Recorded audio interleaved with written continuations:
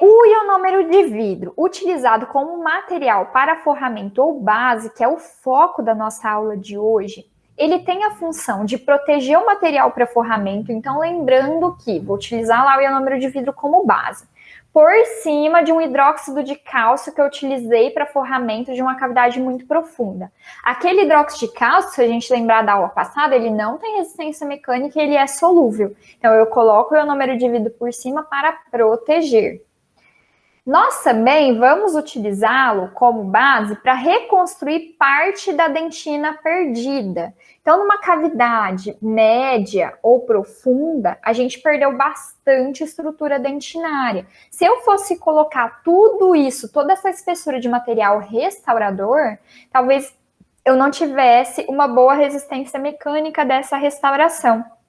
Então, a gente coloca um pouco ali de material de base para reconstruir um pouco dessa espessura, desse volume perdido de dentina, e com isso a gente reduz o volume de material restaurador, tornando essa restauração com um sucesso, um prognóstico mais favorável.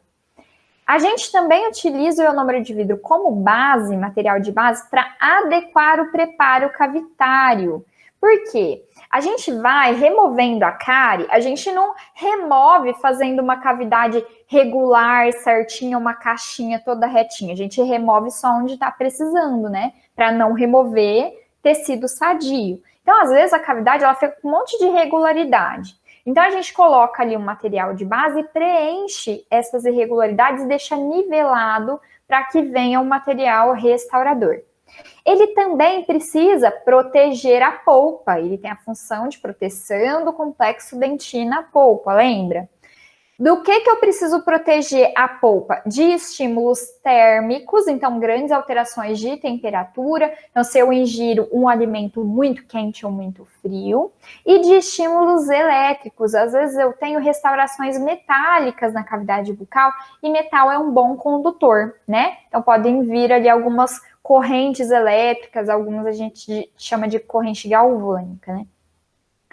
E a gente também vai aplicar esse ionômero de vidro como material de base em cavidades profundas. Eu posso até fazer um forramento, ou seja, uma espessura menor dele numa cavidade média, tá? Então, lembrando que o que diferencia base e forramento é muito a espessura do material. Forramento a gente utiliza uma camada bem fininha e base uma camada mais espessa, tá?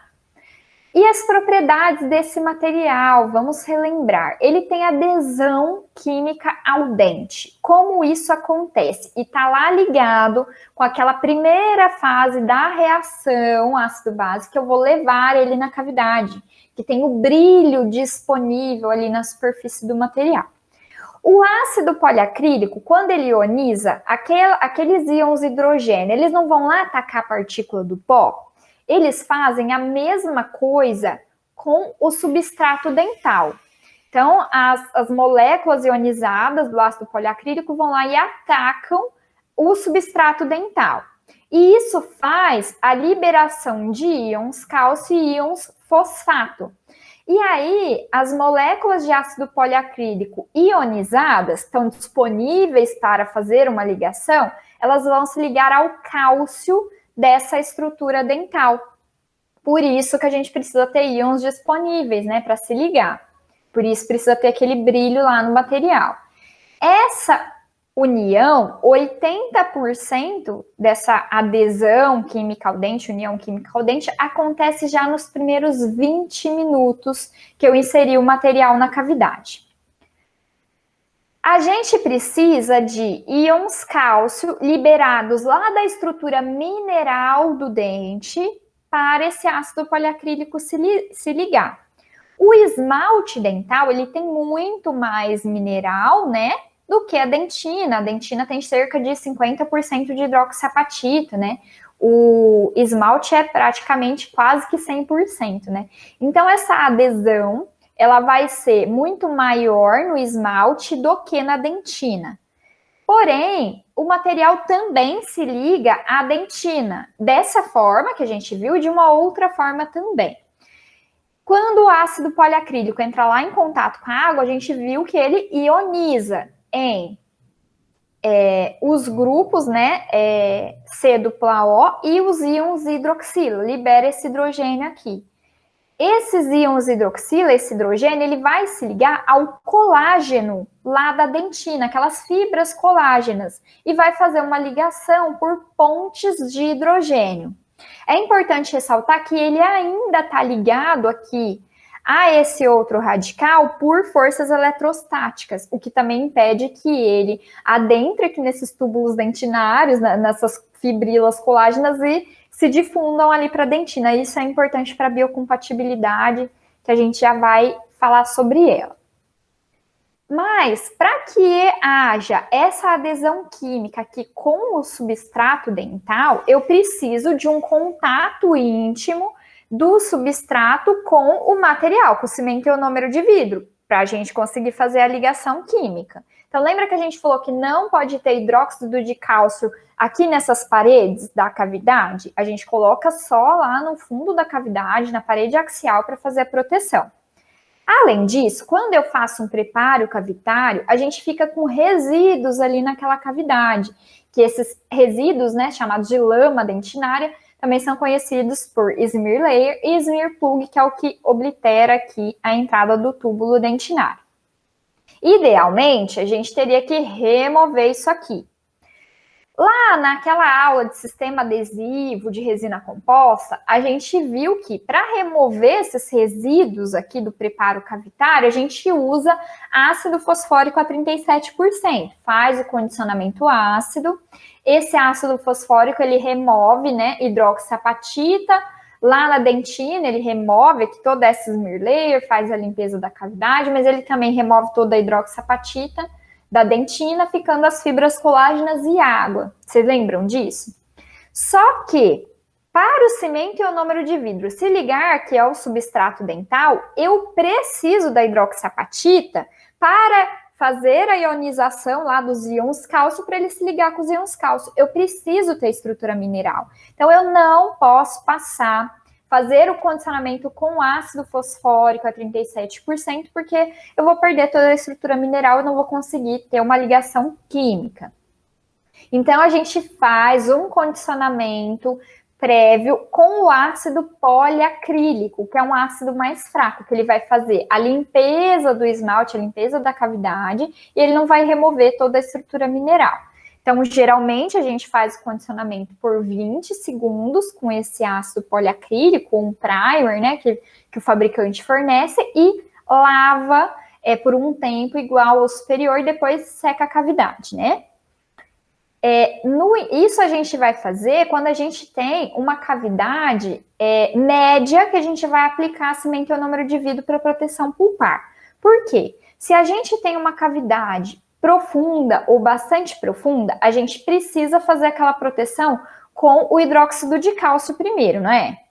Só que vocês lembram na aula de hidróxido de cálcio que esse material ele é solúvel. Se eu passar o ácido poliacrílico aqui, eu preciso lavar esse material. Eu não posso deixar ácido poliacrílico aqui agindo. Então, se lavasse, o hidróxido de cálcio iria solubilizar, a gente perde a proteção, perde o forramento.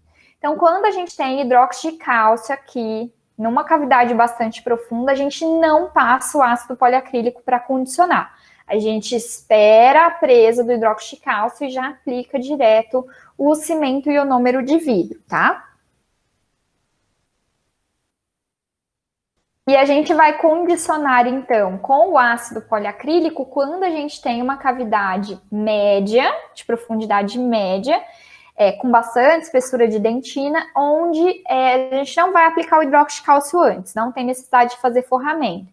Aí a gente pode aplicar o ácido poliacrílico, 20 segundos, lava, seca essa cavidade e aplica aqui o cimento ionômero de vidro numa espessura para a base, deixando aqui a espessura necessária para a gente colocar o material restaurador. Seja ele o ionômero de vidro convencional ou o modificado por resina, que a gente vai fotopolimerizar aqui, né?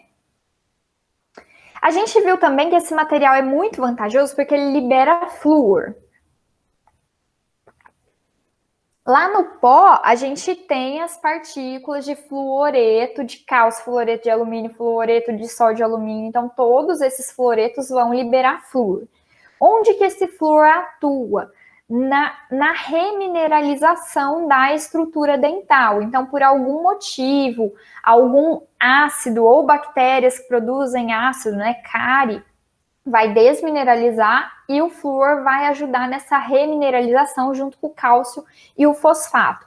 E esse flúor, ele é incorporado mesmo à estrutura mineral. Então, o flúor que está disponível vai ser incorporado à estrutura mineral. Quando a gente aplica, então, o ionômero na cavidade, às vezes essa cavidade, ela foi obtida, né, por uma doença cárie. Então, a cárie fez toda a desmineralização, a gente remove todo o tecido cariado. Aqui, às vezes, ficam micro-organismos, porque eles entram nos túbulos dentinários, que eles são muito pequenininhos. E aqui fica um pouco de tecido que foi desmineralizado por aqueles ácidos lá da bactéria. Então, esse flúor, além de ajudar na remineralização desses tecidos e possibilitar que essa dentina aqui fique hipermineralizada, muito mais forte, esse flúor também tem uma ação antimicrobiana contra quaisquer micro-organismos que tenham ficado aqui na cavidade. Ele é capaz de desorganizar o biofilme, né? A gente não, pelos livros, assim, pela literatura que eu já li, a gente não tem como comprovar uma ação dele para prevenção de cárie secundária, mas imagina-se, né, que ele possa agir aqui na cavidade para evitar que essa cárie secundária aconteça. A maior parte do flúor, ela é liberada nas primeiras 24 a 48 horas. Então, coloquei o material aqui na cavidade, os íons flúor disponível vão fazer o papel deles na remineralização aqui dessa dentina subjacente ao material, né? E depois dessas 48 horas, que já aconteceu a presa do material, assim, como a presa ela é lenta, essa liberação ela pode ser prolongada. Então, o resto de flúor que ficou ali no material vai sendo liberado aos poucos para essa cavidade. Isso vai ajudar na hipermineralização da dentina, que está subjacente abaixo ou em contato aqui nas paredes, né, com esse cimento ionômero de vidro. Nesse caso aqui, do cimento ionômero de vidro para base e forramento, eu não vou ter uma liberação desse flúor para a cavidade bucal, para a saliva, para o meio. Porque sobre ele vai ter um material restaurador. Então, ele continua liberando, mas para aquela dentina que está ali em contato com ele. O flúor, ele é o ionômero de vidro, ele é um material passível de recarregamento com flúor. Então, eu faço uma aplicação tópica de flúor aqui na cavidade bucal e esse material, ele se recarrega com o flúor e depois vai liberando aos poucos. Mas isso só é possível para o material cimento ionômero de vidro restaurador, porque é o que está aqui à mostra, né, na cavidade bucal. Aqui, no de base, material para base e forramento, ele vai estar abaixo de um material restaurador, uma resina composta, um amálgama. Então, não tem como a gente recarregar, mas para que vocês relembrem que é possível fazer isso. E quanto à resistência mecânica desse material? Nós podemos ver aqui nesses gráficos, em azul está a resina composta, nessa cor roxa está uma resina composta modificada, nesse amarelo está o cimento ionômero de vidro modificado por resina e nesse verde claro o cimento ionômero de vidro convencional. A gente pode ver que tanto o cimento ionômero de vidro modificado por resina quanto o convencional apresentam uma resistência mecânica, que foram feitos vários tipos de testes mecânicos, sempre menor que a da resina composta. Então, eles não vão ter uma resistência mecânica de um material restaurador. O CIV modificado por resina, em alguns aspectos, como a gente pode ver aqui, ó, na resistência à flexão, no módulo de elasticidade, que está relativo à dureza desse material, ele é mais resistente mecanicamente do que o cimento ionômero de vidro convencional. E por que que isso acontece, né? No ionômero de vidro convencional, existe uma ligação fraca entre essas partículas de vidro aqui e aquela matriz de polissais que se forma. Por isso que ele não tem tanta resistência mecânica em relação a uma resina composta, por exemplo. E por que o cimento ionômero de vidro modificado por resina é um pouco mais resistente? Porque a matriz polimérica que está lá na composição fornece uma melhor coesão ali na massa daquele material. Então, dentro da massa daquele material, existe uma ligação ali um pouco melhor por causa dessa matriz polimérica, né? E além disso, a gente viu que aquela reação ácido-base, ela vai acontecendo lentamente. E conforme ela acontece, que aumenta a resistência mecânica do material, até chegar na reação final, né? Quando a gente tem o cimento ionômero de vidro modificado por resina, quando a gente faz a fotopolimerização, a reação de polimerização já acontece, então o material já adquire pelo menos uma resistência inicial ali. Então, isso ajuda bastante na resistência do material, mas a resistência máxima só vai acontecer quando ele completar a reação ácido-base.